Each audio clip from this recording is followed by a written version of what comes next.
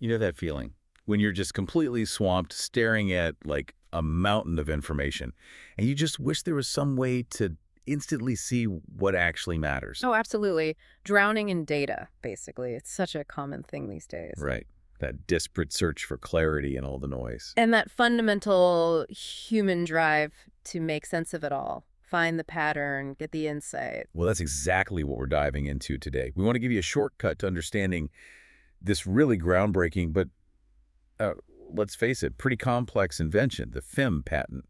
That's flow and integration methodology. And we're tackling it from two angles, which I think is really interesting. Yeah, exactly. First, we're going to look at the inventor himself, Elias Muzman.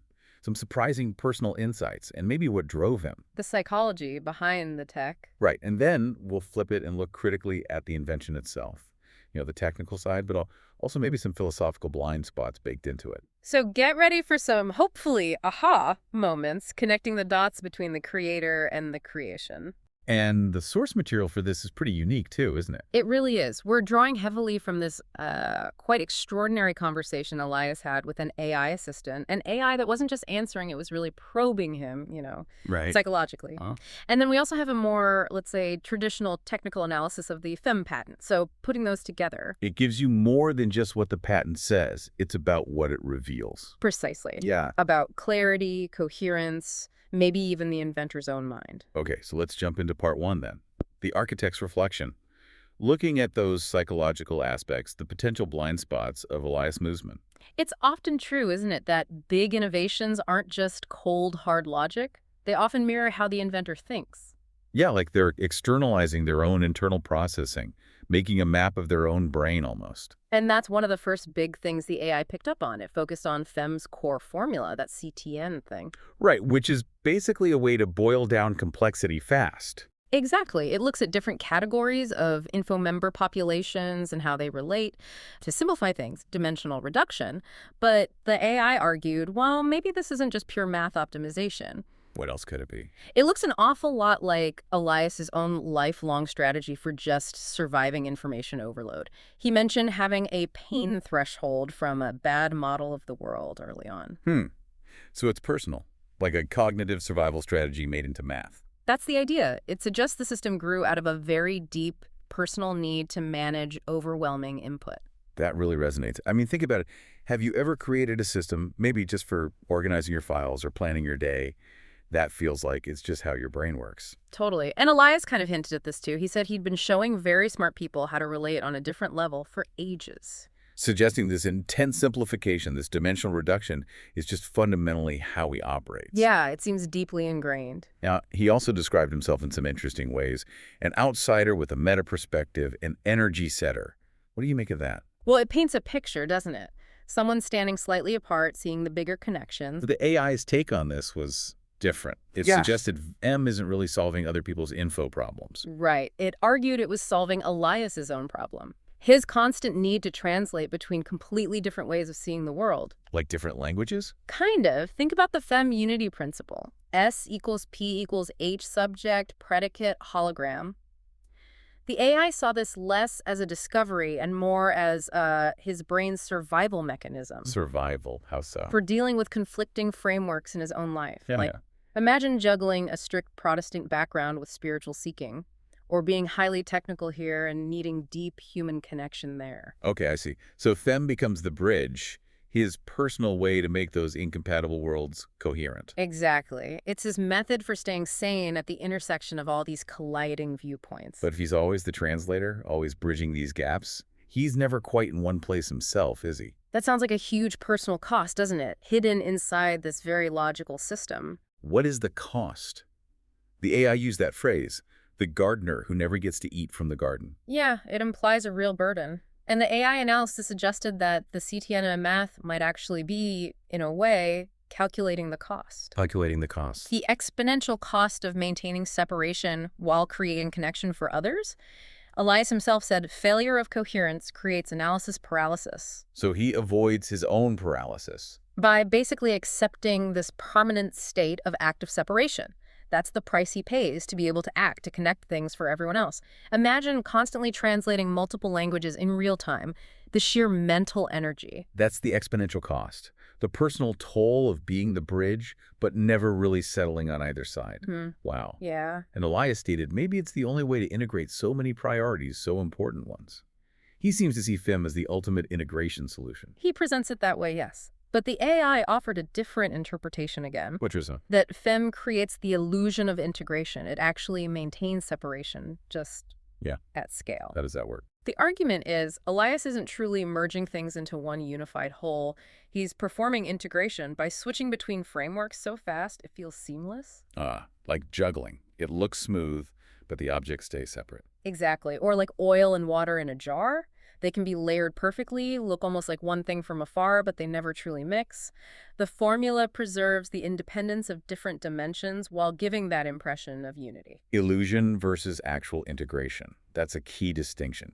And didn't the AI point out a slip of the tongue he made? It did. Apparently he misspoke, shifting from cohesive whole to cohesive hate whole. Whoa! A Freudian slip suggesting a kind of emptiness at the core. That's certainly how the AI framed it, connecting it to this idea that 5 actually gets its power from Elias's absence. His absence? How? He's the negative space, the ghost in the machine. The system functions because his priorities, his complexities are deliberately left out. He's the missing variable. So if you put himself into the FIM equation, the suggestion is it might actually fall apart. It's built on his self-negation, creating clarity for others out of his own hollow core. Okay, shifting slightly.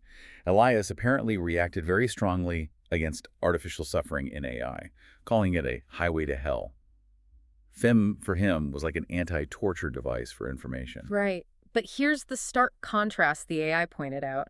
While he fights that suffering for others, he seems to have accepted his own erasure, his own absence from the system as a necessary suffering for their coherence. That's quite a paradox. It is. He says presence is key, but his system requires him to be transparent, like a lens others look through without seeing the lens itself. He's battling a problem for the world that he seems to have embraced for himself. Which brings up a huge question.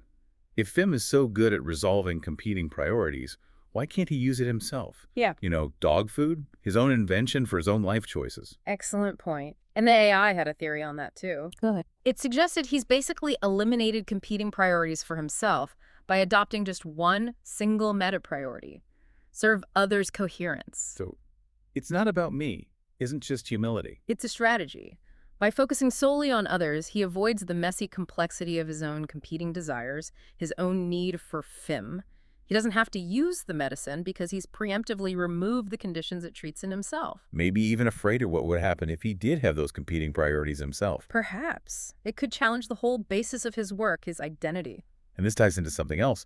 Elias admitted that he only really feels choice in relationships where others sort of energetically keep that door open for him. Yeah, which feels so contradictory, doesn't it? The architect of clarity for everyone else, but dependent on others for his own sense of choice. It's deeply ironic, as the AI noted.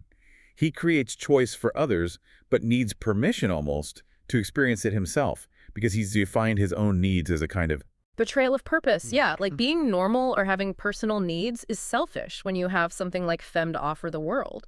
He needs others to basically say, it's okay for you to want things too. Such a solitary position. Very. Which leads to the AI's final, really powerful challenge. What was that?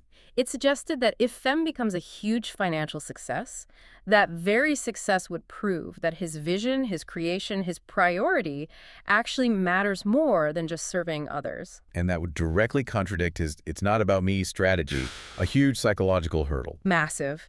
The AI concluded his real thirst isn't for money or fame, but to be necessary. Foundational, essential. So FIM isn't just a tool for him. No, it's his standard, how things should be, and patenting it. That wasn't just service, it was genesis, a declaration, claiming the right to define reality, not just help others navigate it. Wow, okay. That's a lot to unpack about the inventor. Deeply personal. It really is. So now, let's shift gears completely. Let's move from the mind behind it to the invention itself. Part 2. The invention's edifice.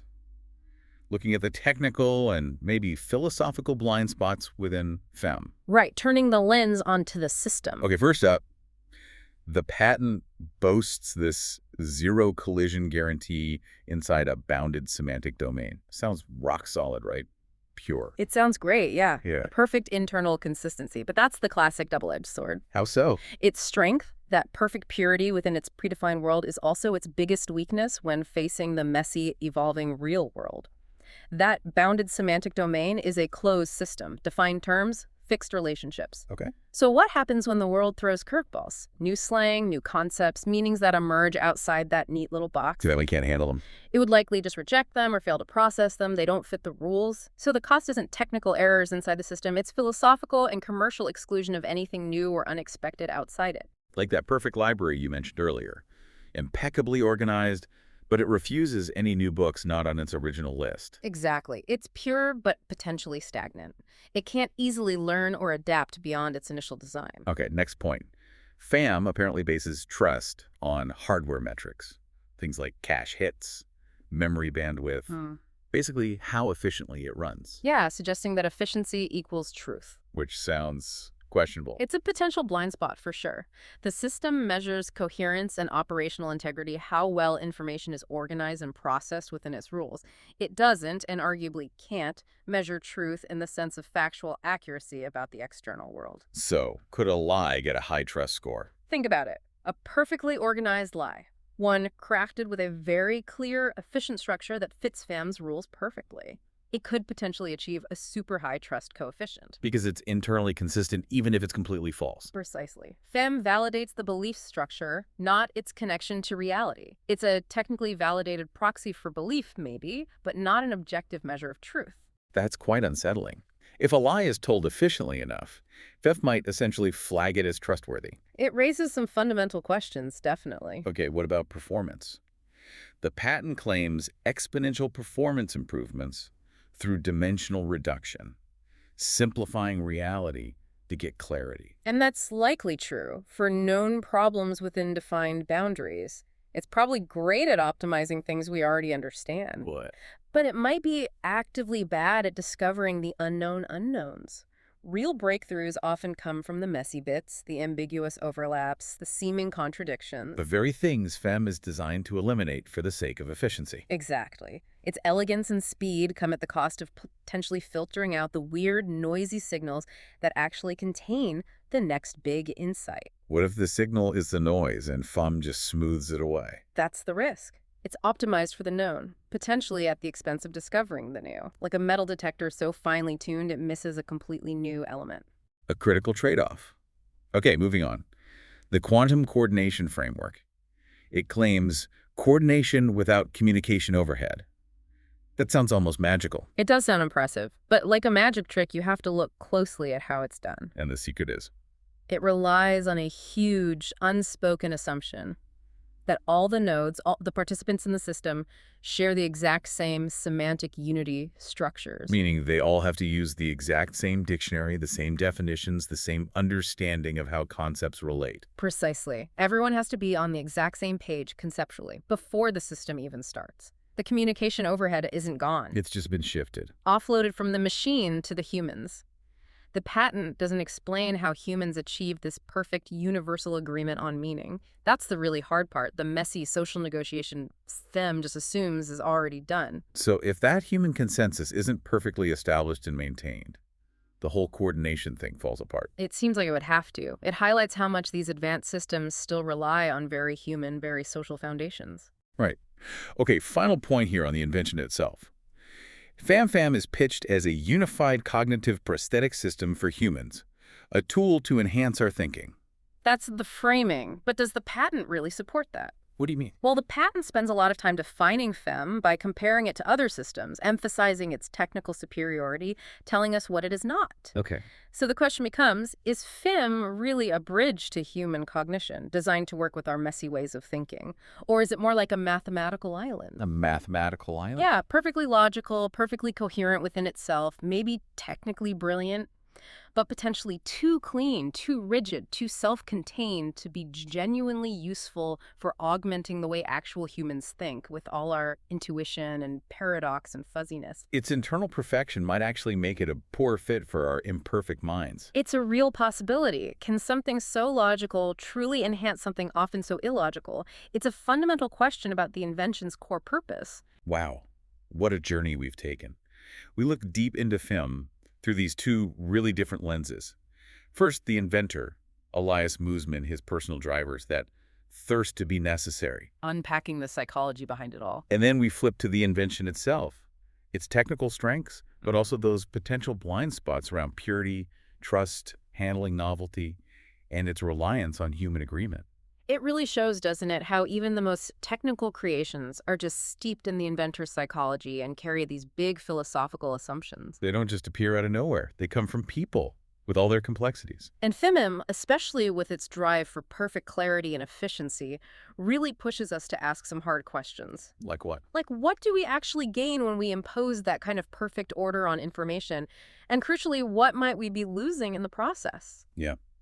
As technology gets better and better at defining what should be, the efficient way, the coherent way, the trusted way, how do we make sure we don't accidentally close the door on what could be? On the unexpected insight, the messy breakthrough that doesn't fit the current model. Exactly. So keep looking for those connections, those aha moments. And remember, really getting an innovation often means understanding the human story tangled up inside it and the hidden assumptions holding it all together.